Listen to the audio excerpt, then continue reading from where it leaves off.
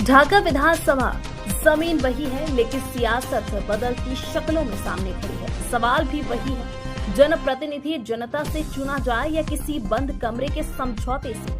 आज चर्चा उसी सियासी उलझन पर जो AIMIM और उसके पूर्व सहयोगी के बीच नया टकराव बन चुकी है। AIMIM के पूर्व नेता और अब आपन पार्टी आपन माटी के राष्ट्रीय सचिव अशरफ साहब ने असुद्दीन ओवैसी पर सीधा सवाल दागा है। सवाल सादा है, लेकिन इसके अंदर की राजनीति बहुत पेचीदी है। AIMIM ने बिहार विधानसभा चुनाव के लिए ढाका विधानसभा से प्रत्याशी घोषित किया है। नाम है राणा रणजीत सिंह। वहीं अशरफ साहब का सवाल यह है कि राणा को उनके अपने क्षेत्र मधुबन से टिकट क्यों नहीं दिया गया। देखिए, ढाका के अंदर,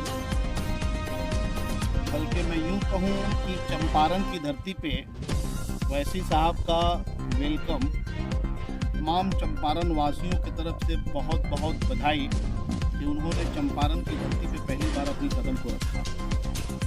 मगर कल का जो प्रोग्राम था, जैसा कि मुझे पता भी था और उनके टीम के लोगों ने बताया भी था मुझे कि ये प्रोग्राम जो है कश्मीर जो हमला हुआ है पहलगाम के अंदर, उस हमले के ऊपर जो है ओवैसी साहब आ रहे हैं। जो भी प्रोग्राम है उसी के ऊपर है। मगर बात होते होते उन्होंने अपने बातों के दरमियान कहा कि ढाका के लिए खुशखबरी है। खुशखबरी में जब उन्होंने राणा रणजीत साहब को कैंडिडेट का घोषणा किया तो उस टाइम पे लाइव चल रहा था, मैं भी देख रहा था। ढाका के भाई लोग जो है जो बैठे थे, उठ करके वहाँ से निकलना शुरू कर दिए। सिर्फ इस वजह से ढाका जो है मुस्लिम बहुमूल क्षेत्र है। ढाका से ओवैसी साहब को अगर कैंडिडेट देना था तो ढाका से कैंडिडेट किसी मुसलमान को दे देते, जबकि वहाँ पे ऑलरेडी एक मुस्लिम कैंडिडेट है, पूर्व में विधायक भी रहे हैं। फिर भी अगर उनको वहाँ से कैंडिडेट देना था तो किसी मुस्लिम को दे देते, ना कि राणा रंजीत को। राणा रंजीत साहब का अपना विधानसभा मधुबन है। दूसरी चीज़, उन्होंने शिवहर से जो है लोकसभा का प्रत्याशी भी रहे, तो वहाँ पे बहुत सारा विधानसभा खाली था।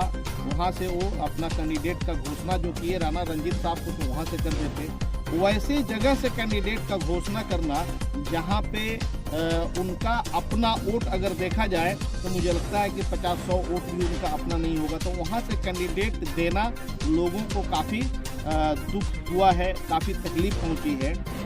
और राणा रंजीत साहब जो है कहते भी हैं, जब बात आती है मीडिया बंधु जब सवाल करते हैं कि आपके भाई जो है बीजेपी के विधायक हैं और आपके भी अनगिनत फोटो और जुलूस जो है देखा गया है बीजेपी के जुलूस में, तो राणा रंजीत साहब ने कहा कि हाँ भाई थे और स्वाभाविक है कि अगर भाई हैं तो भाई के लिए आदमी खड़ा हो जाता है। तो उन्होंने कहा कि भाई हैं तो मैं चला गया, मगर अब मुझे भाई से मतलब नहीं है। तो अब अगर भाई से मतलब नहीं है तो ऐसे हालत में उनको विधानसभा का चुनाव मधुबन से लड़ना चाहिए था। ढाका से लड़ करके मुस्लिम बहुमूल क्षेत्र को खराब करने से कोई फायदा नहीं है। ओवैसी साहब से इस मामले में बहुत बड़ी चूक हुई है। अब उस चूक के लिए ओवैसी साहब क्या बोलते हैं, अपनी बात को वापस लें या फिर खुद मुख्तार हैं, अपनी मर्जी है, जो चाहे कर सकते हैं। मगर ढाका के मुसलमान उनके कल की खुशखबरी से, कल जो गिफ्ट दिए हैं उस गिफ्ट से काफ़ी नाराज है। तो इस पे मैंने कल भी कुछ चैनल वाले आए थे, मैंने अपना अपडेट दिया था उन लोगों को, और मुझे जो मुनासिब लगा इस आवाज़ के लिए मैं अपनी आवाज़ को बुलंद करता रहूँगा। अगर उनको शौक़ है तो मैं फिर से कहूँगा कि ढाका से किसी मुस्लिम कैंडिडेट को दे दें। वहाँ पे किसी दूसरे लोगों को खड़ा कराना गोया कि आपस में लड़ाने की बात है। आए थे भाई से लड़ाने और यहाँ मुसलमान में ही लड़ा करके निकल गए। चलिए, जय चंपारण।